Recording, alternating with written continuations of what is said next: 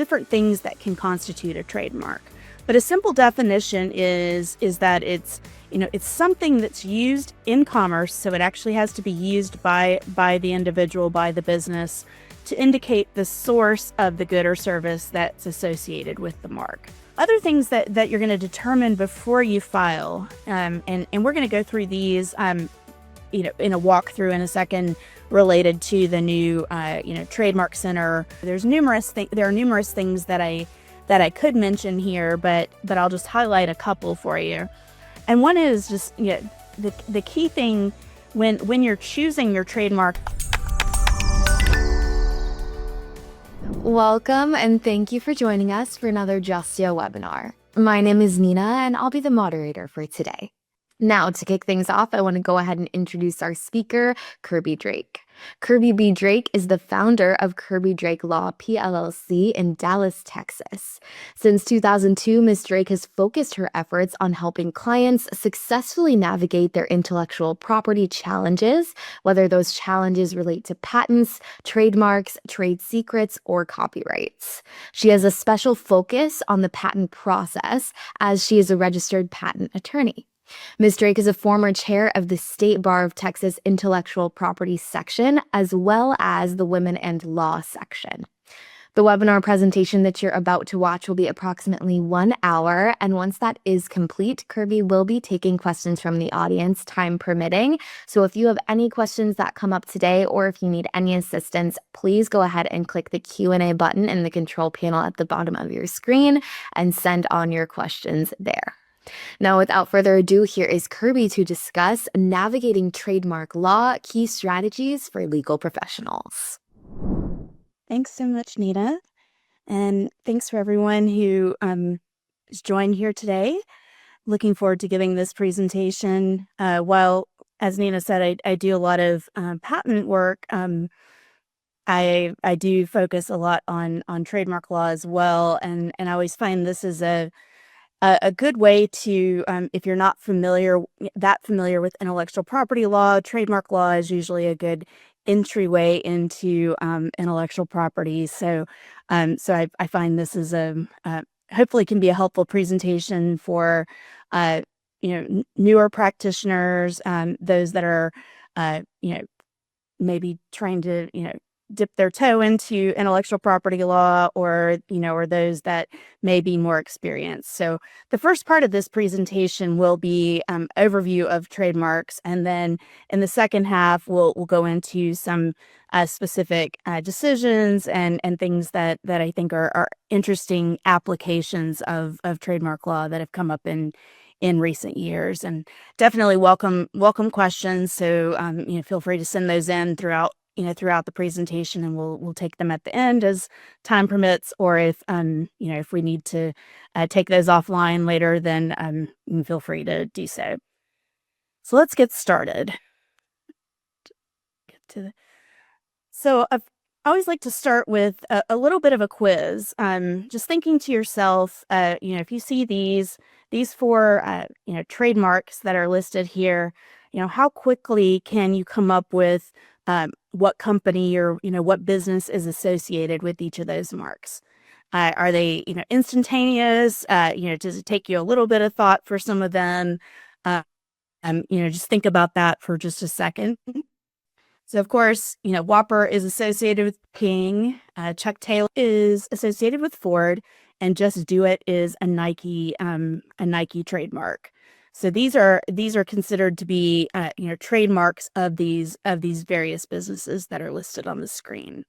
So now we'll do another short quiz, and we'll go through, and I'll give you a couple of these are also trademarks, but these would be considered logo trademarks. And again, kind of thinking to yourself, how quickly can you come up with the company that's associated with each of these marks? Of course, starting at the top left, we have Instagram, then we have Target, and moving on around, we have Toyota, and we have Amazon. So hopefully you recognized all of those, or when I said the name, it made sense to you that those are associated with those different companies. And then one final set of things for the quiz. You have four things on here that would be considered. They're also trademarks, but they fall within trade dress because they're more around like the design of. Though of course at the top left we've deleted out the name of the trademark on the middle of the cookie, but hopefully you recognize that as an Oreo. Then we have an iPhone, which would be Apple, and then we have a Lego, and then we have a Hershey Kiss. So all of these, I give you all of these examples to show you that there's a lot of different ways that, different things that can constitute a trademark. But a simple definition is that it's something that's used in commerce, so it actually has to be used by the individual, by the business, to indicate the source of the good or service that's associated with the mark. And as you saw with the examples that I just gave, they can, take different forms. It can be a word, it could be a phrase, it could be a design, it could be an image or a logo, or it could be a combination of these things. And probably the most important aspect of trademark law that perhaps distinguishes it from some of the other forms of intellectual property is that it can last forever. You can maintain this as a form of protection forever if your trademark continues to be used. So as long as you're using it out in commerce, as a source indicator, then you can maintain your trademark forever. This would be in contrast to patents, for example, where a patent is only good for, in most cases, up to 20 years from the filing date of the patent application. So, it's for a more limited period of time, whereas a trademark, can last forever. And we'll talk a little bit more about what you have to do to maintain it, hopefully forever, if you continue to use it. So another aspect of trademarks that is important to touch on in an overview is kind of around the selection process or the the value or the strength of the trademark. And what you see here on this screen is what we typically call a sliding scale of trademark strength. And so starting on the left, you see the term generic. And so this is considered to be the weakest form of a trademark. And so, things underneath that are things that that maybe had some form of trademark protection at one time, but generally, you're going to have more specific brand names for for things that are offered within that category. So, for example, if you have jeans, you're not going to name your company where you're offering denim denim pants as jeans company. That would be basically any company that offers jeans, and so it would arguably include a lot of other companies or businesses that are not associated with you. And so it's not really identifying you as the source of the goods that are being offered through that company if you were to name your business that way. But in contrast, you have Levi's as a company that that sells jeans. And so Levi's would be their trademark that's identifying the jeans that they're selling, identifying them as the source of those jeans. So generic trademarks are never going to be protectable. It doesn't mean that you can't use them. They're just really not going to have a lot of value in the marketplace. But then we move over to descriptive marks, which are the second most weak form of trademark. And these are a little bit better than a generic trademark. They may be protectable, but generally they're describing goods that could be offered potentially by more than one company. And so you often need to have something showing that you've been using this mark for a long time in the marketplace, to sell those sorts of products in order to get a more substantial form of protection for that trademark. So, for example, E-Trade, E-Trade has, when it initially came online as a business, you'd say, well, yeah, I mean, it's electronic, trading, stock trading or things like that. Um, couldn't that be, any business that's operating in the electronic trade space? And initially, I think that would have been a strong argument for why this is descriptive and maybe really not that protectable. But over time, they've continued to put effort into their marketing and distinguishing it as a particular brand that's associated with their company, and so it has acquired distinctiveness in the marketplace. So it may still be a descriptive mark, but over time, can have value to that business. Then we have suggestive and arbitrary marks, which I'll kind of address those together because sometimes they're the line can blur a little bit as to what might be suggestive versus what might be arbitrary. Um, Under suggestive, it's that it's something more than being just describing the product, but it's not giving you the exact uh, description of the product. So for chicken of the sea, of course that would be a a tuna, a fish product, and so it's suggesting that it might be a fish product, or have some commonality or familiarity like chicken, but it's not saying, I'm offering fish, which would be be descriptive of the product that's being offered. And so it's not on the nose. So generally those can be protectable if no one else has used that mark before you.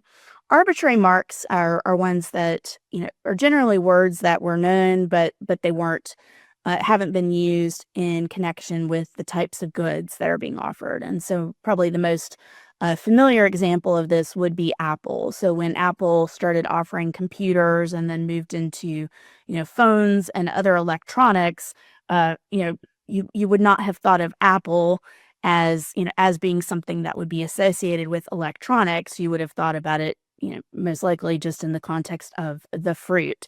And so it has an arbitrary meaning as it relates to electronics, but through the association that Apple has made with electronics, then that has been a very strongly protectable form of protection under trademarks. And then finally, we have fanciful marks, and these are generally just made up words that that have been associated with the goods or services. And you see on here examples of those would be Kodak or Exxon. So these are things that weren't being used previously. You can't look them. You wouldn't have been able to look them up in a dictionary and know what know what was being meant. But those are often considered some of the strongest trademarks, but kind of in practicality, a lot of businesses are hesitant sometimes to just make up words when they're creating products, because they know that it's going to take a lot more work to get that mark associated with the goods or services that they're offering. But if you do put the work into it, then those can typically be some of the strongest trademarks that you can have. So there's not a requirement that you register a trademark, and for the purposes of this presentation, I'm talking about registering with the United States Trademark Office. But there are some valuable reasons why you would register a trademark. The most Probably the most important one is if you're already doing business across state lines, or in interstate commerce, then if you get a federal trademark, or one registered through the U.S. Trademark Office, then you're going to have nationwide protection. So I'm here in Texas. Perhaps I have a business that is doing business in at least I mean, we're doing business out of Texas, but we've sold products into, New York and Illinois and Florida. Well, if we only had, if we don't register our trademark and someone else starts selling a similar product using the same trademark in, I don't know, in uh, North Carolina, then you're going to have a very hard time, trying to enforce your trademark rights against that other business doing, offering their product out of North Carolina, because you only have, without registering, you only have, protection in the areas in which you're doing business. So, it's more geographically limited. Whereas if you're doing business in those couple of states, you don't have to show that you're doing business in all 50 states and all the territories in order to get a U.S. or federal trademark registration. You just have to show that you are doing business across state lines. And if you do get the registration, then it's going to give you nationwide protection and the ability to enforce your mark in all of the different states and territories that are governed by the uh, federal protection. So that's the most important thing, and the thing that um, really should tip the scale if you're debating whether to whether to register a trademark. If you have the ability to do so on the federal level, then getting that nationwide protection is significant. The other point about it is that it's constructive notice of right to use, that relates to the nationwide protection, because you don't have to actually be doing business in those other states or other territories for you to be able to say that you have the right to use that mark in those areas, and someone that enters the marketplace later trying to use the same or similar name, would not have that same right to do so. Also, registration would allow for later filed applications that are either for the same mark or something that might be confusingly similar. Your registration would prevent those applications from registering. It gives you the ability to use the registered symbol, which is the R with the circle around it. Although it's not written into the laws that that you're supposed to only use the TM when you're not registered. Oftentimes, I see companies that may be confused about when you use TM and when you use the R with the circle around it. And the key thing is that you use the registered symbol when you actually have a registered trademark. If you have not registered it, then you should still be using the TM after the mark. Registrations in the U.S. can be used as priority filings for registering in a foreign country, and then there are some additional damages, possibly attorney's fees, that could be available in federal litigation if you were suing for trademark infringement based on a registered trademark. So looking at the trademark process specifically, there's three different parts to it. So we have the search aspect, the file aspect, and the maintain aspect. And so we'll go into those. So, talked about earlier the strength of the trademark, and um, and making sure that you're identifying, your mark identifies your goods and services, or identifies you as the source of the goods and services that you're offering. And, before you're going to go, particularly before you're going to go and seek to register a trademark, but even if you're not planning to register right away, but you're planning to use a trademark, I think that, doing a knockout search is key, to kind of start the process. And I think that it's been updated. I can't recall what the current name is that the trademark office is using for their search system, but they have there's a place on the USPTO.gov website that will allow you to do a trademark search, and it used to be called TESS, and that's a free search. and highly recommend at least doing that search before before you proceed with using a trademark. I also recommend looking at looking at uses of the mark through through your typical search engines like Google. If you do a Google search, this may be helpful to see if others have used that name or that phrase in connection with similar goods and services already. So it might be it might be something that helps you to determine if you may have an infringement problem later on, or someone may come out of the woodwork and ask you to cease and desist use of the trademark at a later time. So at the very least, I think doing those two steps in under the knockout search uh, kind of umbrella, are definitely recommended. If if you're really going to be putting a lot of money into, marketing, development, and the like, you may consider using a search service and more, paid searching, and possibly getting, attorney opinions related to the searches that have been performed. Particularly if you do find that there are similar marks, but you've determined that there's ways to distinguish it from what you're doing, then you may want to have that documented, perhaps through an attorney opinion, before you proceed with use of the mark. So, other things that you're going to determine before you file, and we're going to go through these, in a walkthrough in a second, related to the new, Trademark Center, um, you know, system on the U.S. Trademark Office website for how you file. But these are just some of the things that you're going to want to consider before you jump on that system and start start performing the filling out the forms to do the filing.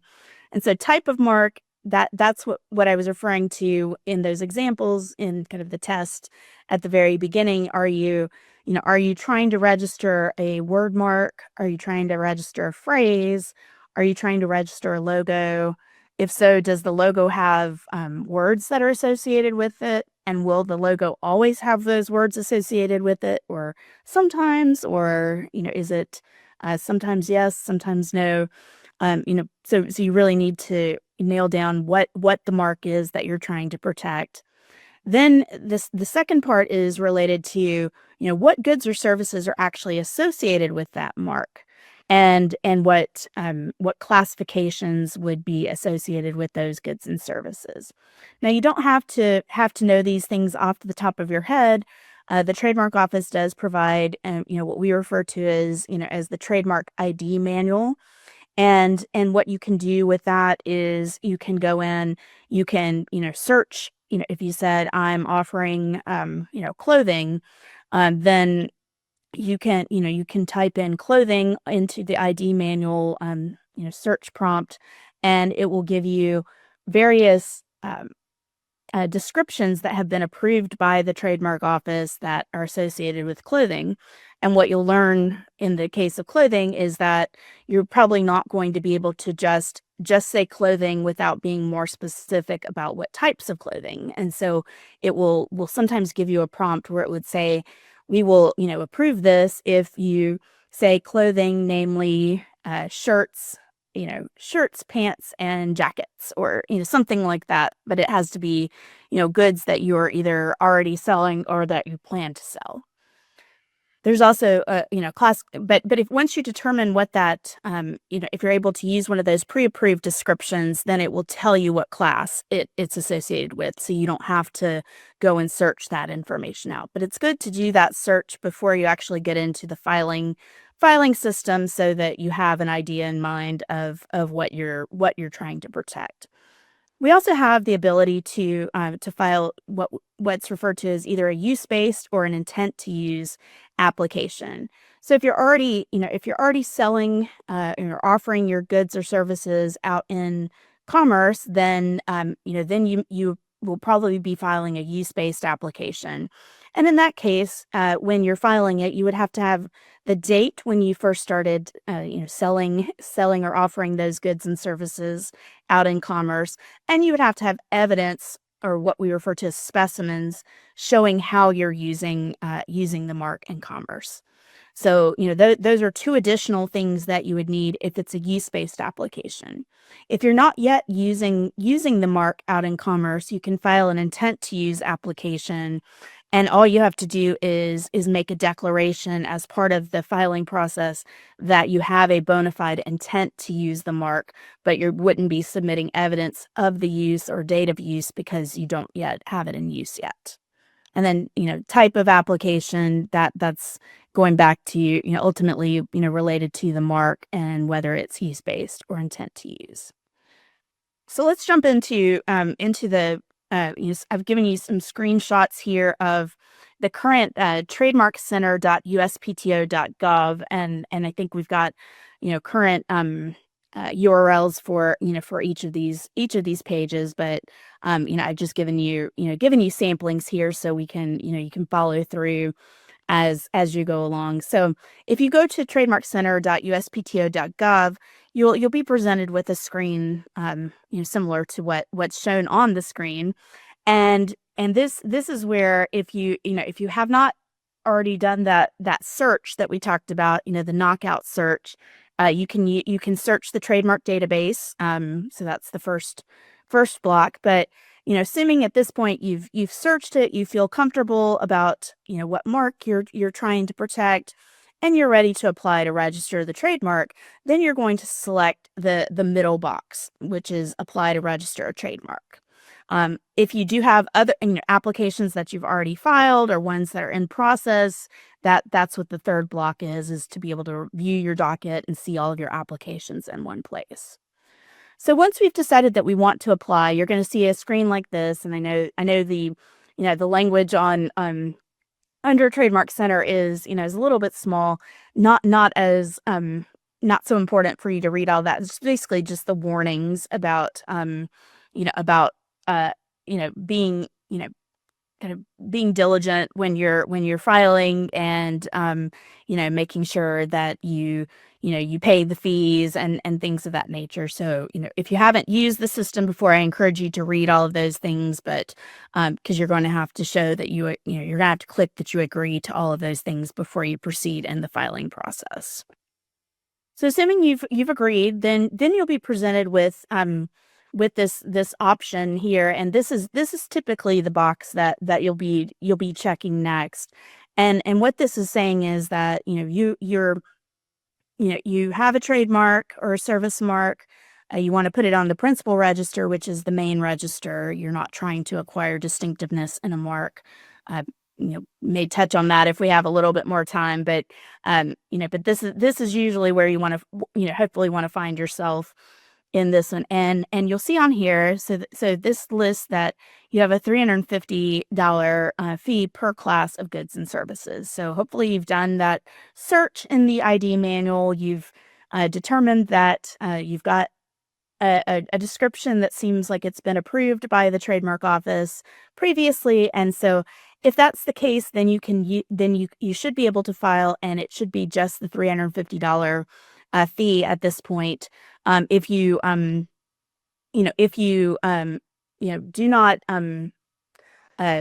use the trademark ID manual to to find that approved one, and you want to write your own description, that's fine. But as you'll see on the right column here, what they refer to as a free-form identification of goods or services, that does increase the cost of each class of goods and services by $200. So if you if you can find one that fits fits one of the pre-approved ones that fits, you're going to save a lot of money in the filing process. But sometimes it, especially if it's, fairly unique goods, something that's not really commonly protected, you may end up needing to use that free-form identification. But just be aware that you're going to pay an extra $200 for that filing if you choose to do so.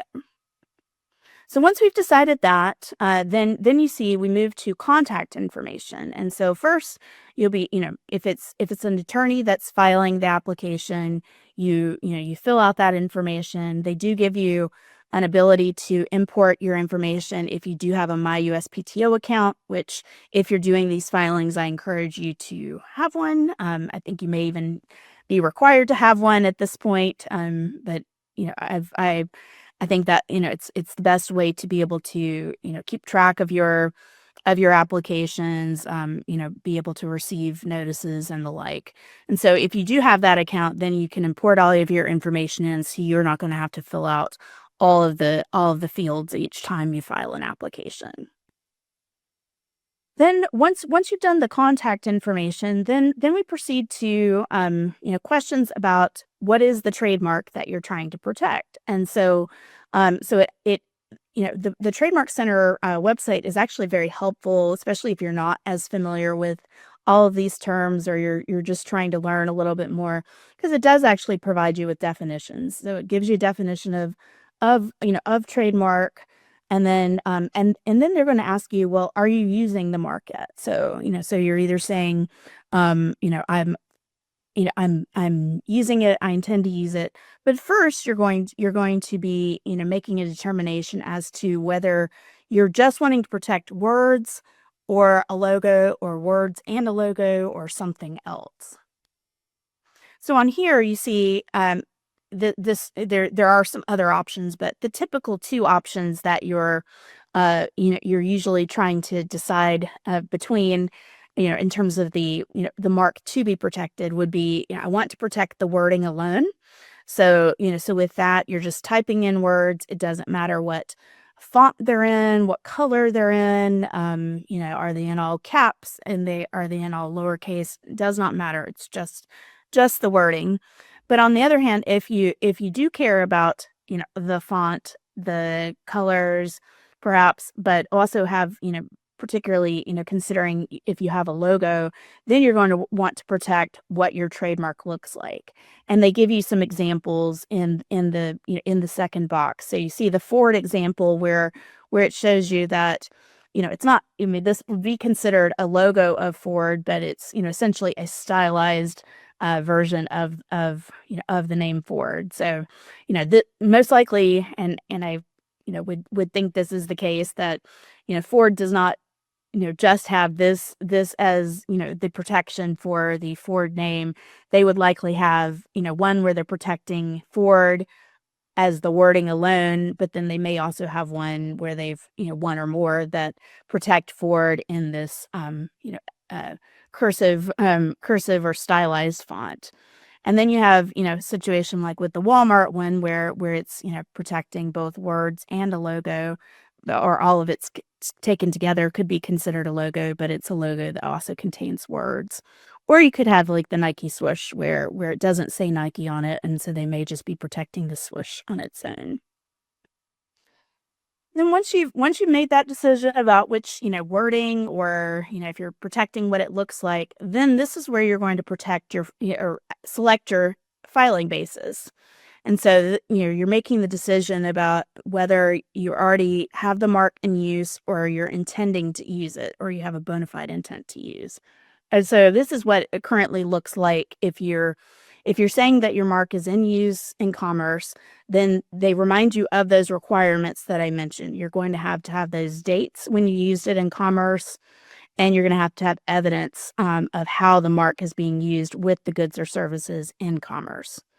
But if you're not yet using it and you want to protect, want to use the trademark in the future, then you select the second box. And what they remind you of there is that for it to register, you're going to ultimately have to begin using it in commerce. You're going to have to eventually file evidence of the use. So you're going to have to provide all of those things related to use in commerce. And then you're going to actually have to pay an additional fee to submit that evidence of use before you register your trademark. So it's it's a very helpful system in that they do remind you of these requirements, and hopefully give you enough information to make the decision about which pathway you're going on. And so either on either path that you're you're going down, then you'll be presented with a screen like similar to this, where they actually give you a form of the trademark ID manual, where you go in and you use that search box to search the description that you want to use for your goods and services. And so, while while you're fine if you just want to use one description, there are some times where, for example, if, in that clothing, clothing reference that I gave before, I may have a client that's offering clothing and they're also offering shoes. And so clothing and shoes may be in the same classification, so I won't have to pay additional fees to protect both, but they're not going to show up in the same description in the trademark ID manual. So I may end up having to, search for both of those, and they'll both show up as class 25, and then I'll see them listed as I add them to my description. So that's just a little bit of an overview of the types of things and what you would see if you go into the Trademark Center website and start to apply for a trademark. They have some great videos on the trademark office website that really walk you through the process if you need to, you need to see it in a more step-by-step way, but hopefully this gives you at least some understanding of what you might need before you start the filing process. But once you do, click file, you pay those fees, then eventually an examining attorney will be assigned to the trademark application, and it will be examined in accordance with the Trademark Manual of Examining Procedure, or the TMEP for short. It is possible that you may get an office action, which is a rejection in patent and trademark speak, and you may have to make possible arguments or amendments in response to that rejection. But hopefully your application gets approved. And the next step is that once it's approved, then they publish it in the Trademark Official Gazette. And there's an opposition period that starts 30 days from the publication, or 30 days after publication is considered the opposition period. And if no one files an opposition saying that they think that they're going to be harmed by this registration, happening, then you'll get your mark approved, either toward registration if it was a use-based application, but if if it was an intent to use application, then you'll get a notice of allowance, which will give you time to submit that evidence of use.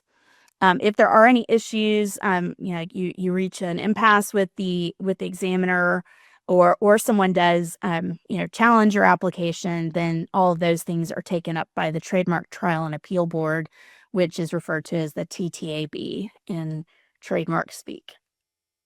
So once your trademark's allowed, as I said, if you filed it use-based, you submitted the evidence of use, and that's all approved, then you're going to get a certificate of registration, something that looks similar to what I have here on the screen. They're not providing those in paper form anymore. They provide them in electronic form, but it is possible to still order official paper versions of it if you need it for framing on your wall, or things like that. Otherwise, you do get the notice of allowance if it was an intent to use application, and that will give you an initial 6-month period to submit the evidence of use of the mark in commerce. If you're not yet using the mark in commerce after that 6-month period, you do have the ability to file extension requests for up to 3 years after the date of the notice of allowance. So they do give you plenty of time to be able to get it in use, even if it's something that may take a little while to get in use. But it's important to remember that. And then finally, on maintenance, this is something that you see, and I'll mention some pitfalls in a minute. But we often see that once someone gets their trademark registered, they may forget that there are periodic renewals that have to be done related to a trademark registration. So, it may be helpful to check the website, periodically, make sure that, contact information related to the trademark registration is up to date. The Trademark Office does provide courtesy electronic reminders on the, when the period opens for you to file your renewal documents, but they also remind you that, it's not their responsibility to remind you. So you need to be keeping track of those. If you're working with a trademark attorney, typically they'll have all those dates docketed, and will, provide reminders to clients when they need information to submit for the renewals, which would be similar to, just evidence showing that you've continued to use the mark over the time period since the mark has been registered.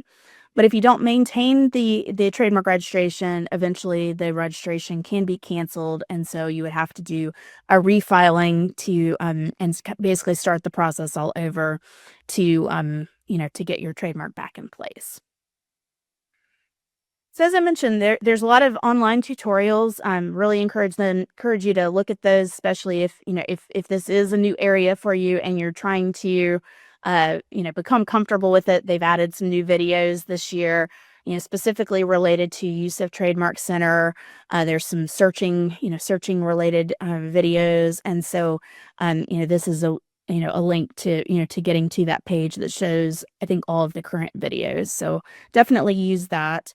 If you do also need, help, where you need to talk to somebody, there's two numbers here on the screen and an email address that you can use to contact the Trademark Assistance Center. You can they can help you with checking status, or if you have questions specifically about, about the system, about, something that's happened related to a filing or related to a response, they may be able to do that. This is particularly helpful before it's assigned to an examiner, because once you actually get into the examination process, the examiner may be able to help you with some of those things. So I mentioned possible pitfalls. There's there are numerous things that I could mention here, but I'll just highlight a couple for you. And one is just, the key thing when you're choosing your trademark in the first place, or when your client is choosing their trademark, for them to think about the strength of the trademark that they're selecting.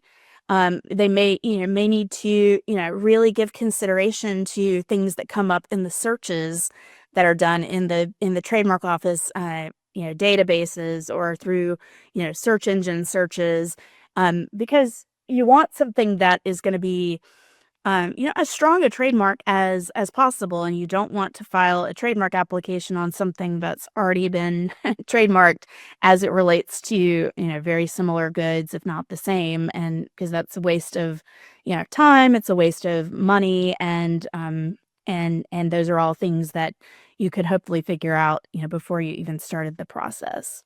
Also, failing to, to meet the USPTO requirements, submitting, not submitting, evidence in the way that they've, required you to submit it, not responding to all of their objections. All of those things are requirements that they have, and you really, need to make sure that you're following them. Third point about, failure to adhere to less is more principle. And what I mean by this is that, you know, as I referred to before, you have different things that could be protected as a trademark. It could be words, phrases, designs. You could have certain colors, certain fonts, all those kinds of things, and often, especially with with clients that may have more limited resources, they may just think, well, I have a logo that includes my brand name and also has my slogan and is in particular colors. So perhaps that's what I should, if I'm only going to submit one trademark application, then I'll just submit one that has everything as part of the trademark to be protected. And generally, I would advise against that, unless there's some overarching reason that may be presented. And the reason why I say that is that, if you protect it that way, then it's possible that someone could go and use slightly different colors, but use everything else that you have, or they could use your logo but not put your brand name in connection with it. And all of those things may be possible ways to avoid infringing your trademark registration.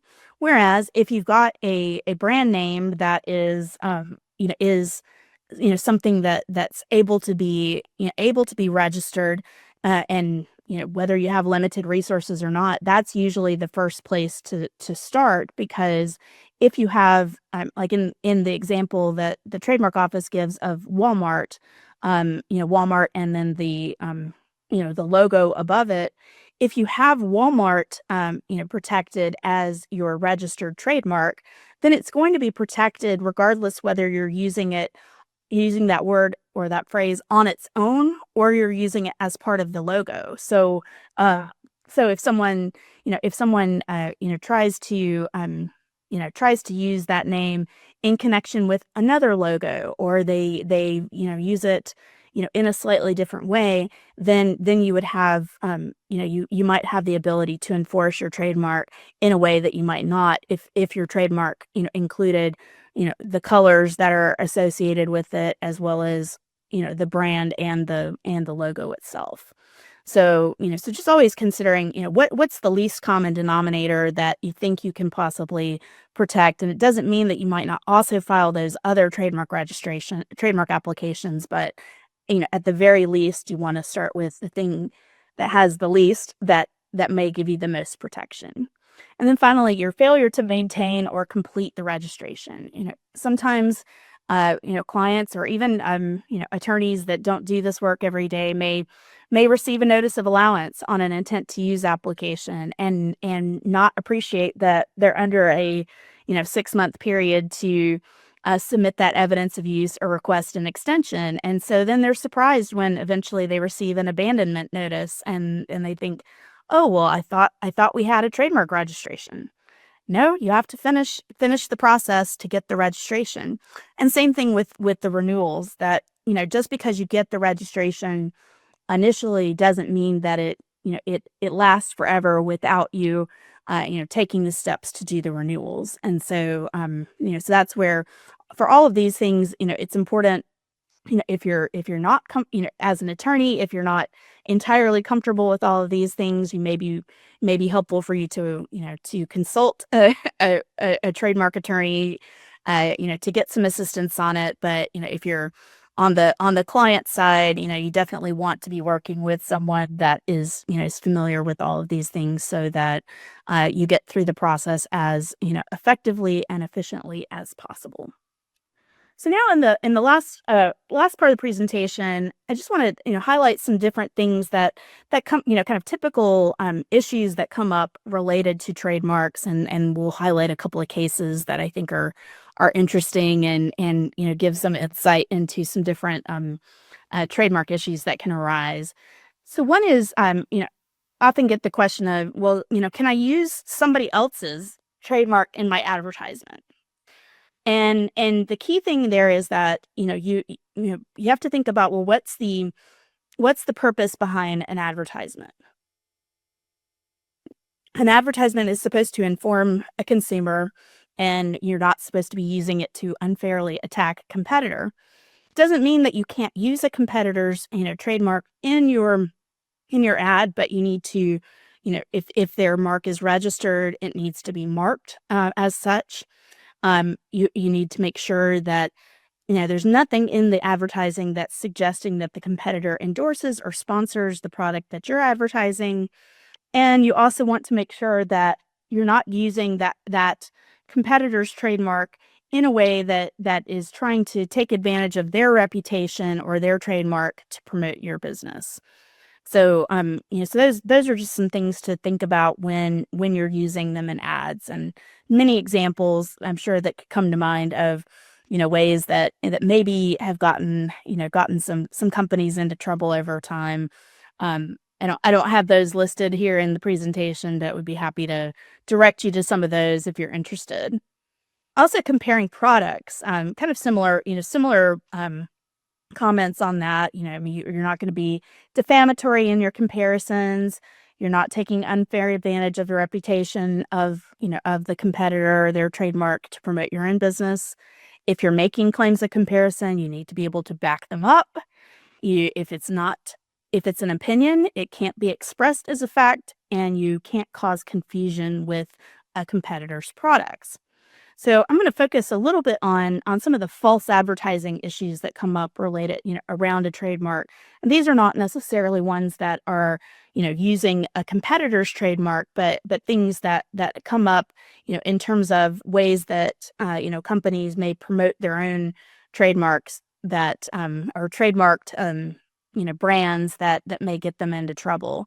And this was a case from a while back where, false advertising case with Enfamil, the baby formula, and they actually, you know, had to pay, I believe it was, over $13 million to a competitor for misleading, consumers with this, comparative ad campaign. And so in their ads, they were um, trying to steer people away from, store brands and things like that. And so they said, it may be tempting to try a less expensive store brand, but only Enfamil is clinically proven to improve brain and eye development. And then they sent out mailers that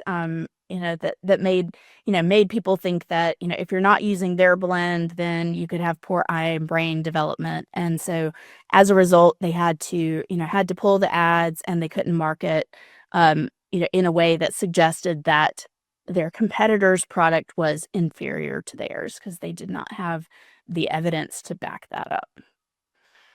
Then we had the Dannon and Activia and Dan Active yogurts, and this was another situation related to false advertising, and they were, promoting all of these probiotic bacterial cultures, which was fine, but where they went wrong was that they were saying it was clinically and scientifically proven to, boost immune systems, regulate digestion. And they had all of these, campaigns. I'm sure you probably, if you've seen those for a while, you probably saw, Jamie Lee Curtis in their ads, and they were, even selling their product at a higher price because they claimed that they had these special ingredients, but they didn't have the research that backed that up in all instances. And so they had to, take out some of the qualifiers related to, clinically proven and, absolutely does this, because, people could be misled.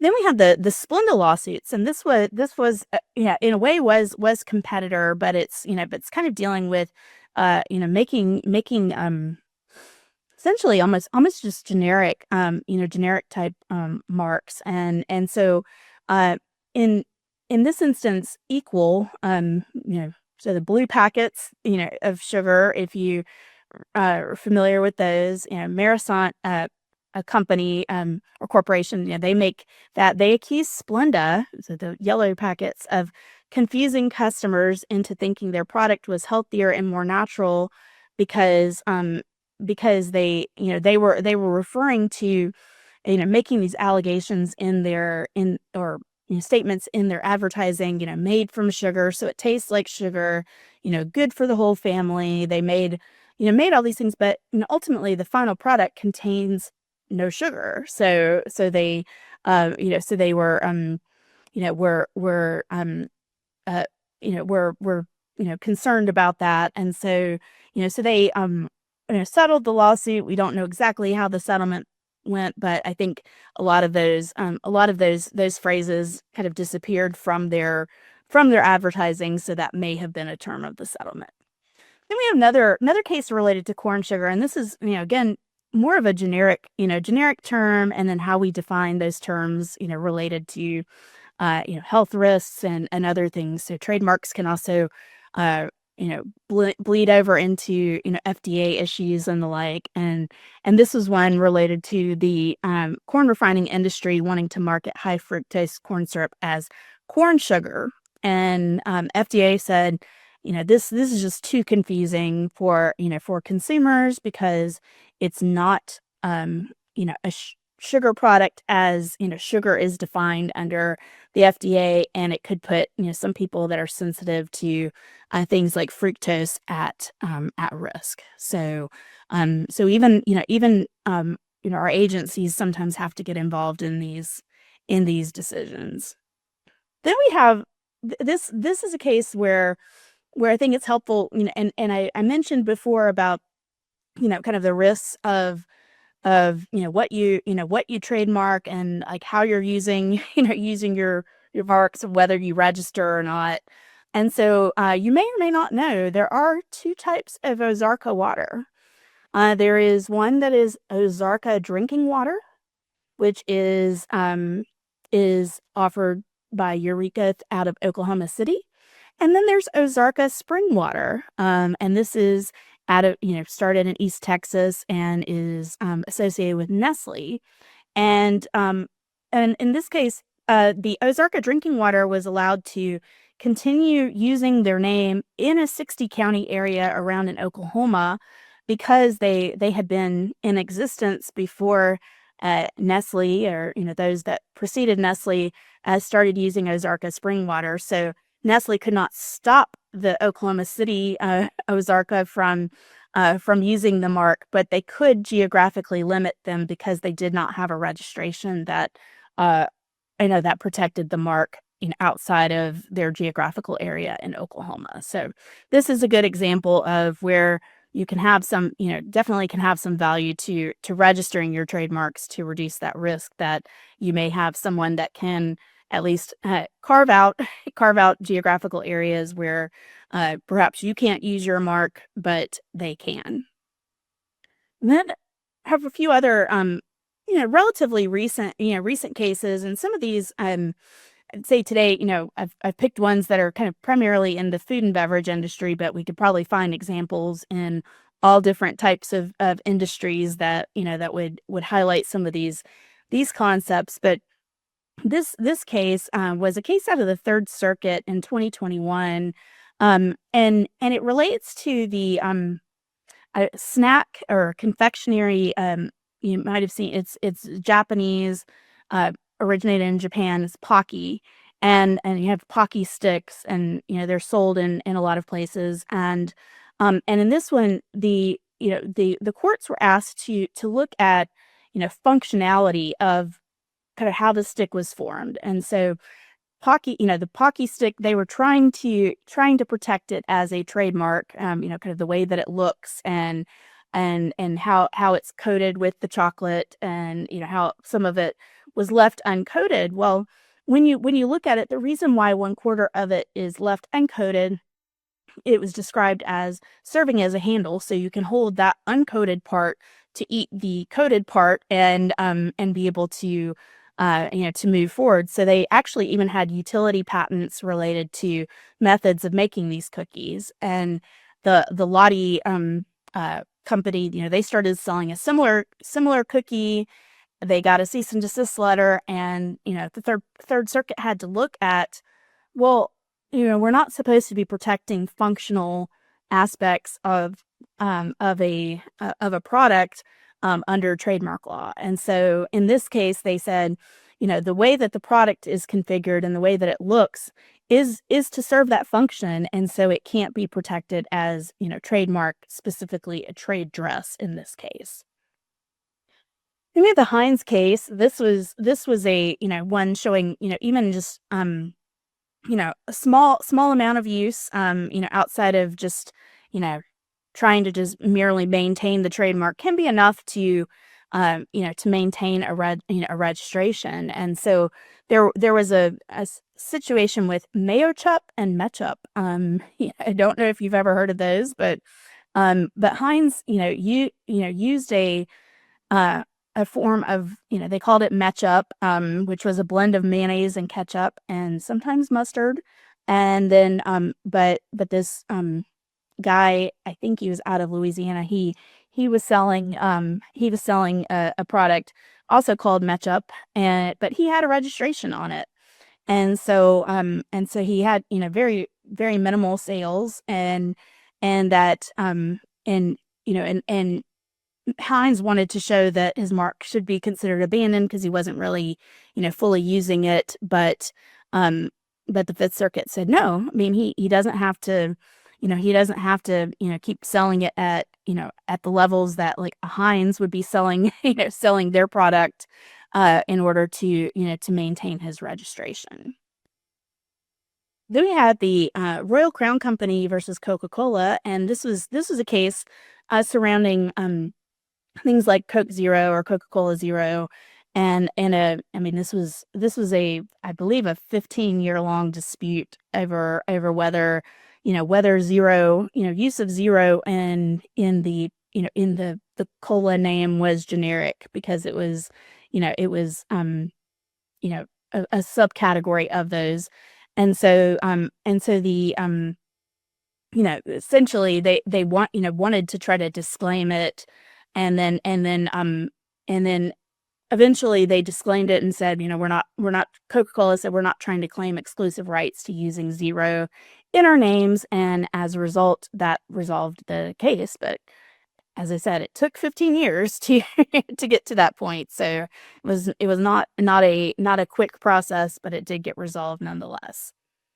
And then finally, we have just a couple of others here. The Shafley case, dealing with people's names, and whether your name is primarily just a surname. Um, you can register those, but it has to acquired some meaning related to the product or the service that you're using. You're using it in connection with. And so this was a situation where they couldn't, um they were, you know the mark was being opposed by Phyllis Schlafly, when she was saying, well, it's my surname, and and she didn't want it to be used in connection with this brewery. But it was possible. It was a situation where they said, it can, if, um that the brewery had met the requirements for use in connection with beer, and so it couldn't be stopped. One other case, it was dealing with, like, foreign languages. And so, just because, kind of the key takeaway on this one is that, you may have, you may have different marks, and one may be in English in this case, and one may be in French. And the trademark office does look at, whether it appears to be a translation, and what it would be under, whether, U.S. consumers would understand that as a translation, such that there might be confusion in the eyes of um, a consumer that is, doing this. And so they said, these marks were equivalent, and even if they look and sound different. And so, so the mark was refused, later. And then last is just another generic case. You may not know, but, there are some things that, sometimes we have questions about, whether, sort of common terms that you might see perhaps in the grocery store, if they're generic terms, or if they're associated with a particular brand. And in this case, there was a challenge, related to whether, Gruyere, as we know, Gruyere cheese, whether that was a generic term for a type of cheese. And in this case, they did find that it was generic, because it's not referring to cheese from a specific geographic region. And so, consequently, it could be something generic that, different companies could use. In contrast to something like champagne, which you may know that it can only come, you can only refer to something as champagne if it, originates in the Champagne region of France. So that's the distinction there, and I think they even brought that up in the case. So I know we've gone through a lot of things here in the last hour, and, many more things that could be covered. But, hope you learned a little bit more about, the basics of trademark law and some of its applications. I'm always happy to, answer emails, take questions, or, if you use this link, fill out the form on my website. If you want other presentations, or other, materials that I have related to, trademark law, or anything else that's mentioned on my website, you're more than welcome to reach out to me, and I'm happy to provide. So I'll turn it back over to Nina. Thank you so much, Kirby, for that wonderful presentation. All right, we want to thank you so much for joining us for another Justia webinar. As we mentioned earlier today, don't forget to take advantage of a powerful and free legal resource available to Justia Connect members, the Justia Daily Opinion Summaries. You'll get next day email alerts with concise summaries on the latest court opinions in the jurisdictions and practice areas that matter to you, namely trademark law, if that's what you're here today for. Whether you are tracking those key trademark decisions or just staying up to date with things in general, this tool can really help you keep on top of those developments. So if you'd like to sign up, you can go to newsletters.justia.com. Have a wonderful rest of your day, and thank you so much for joining. Thanks for watching. We hope you enjoyed this video, and if you did enjoy it, please click the like button and subscribe to our channel for more videos on law practice and legal marketing. See you in our next video.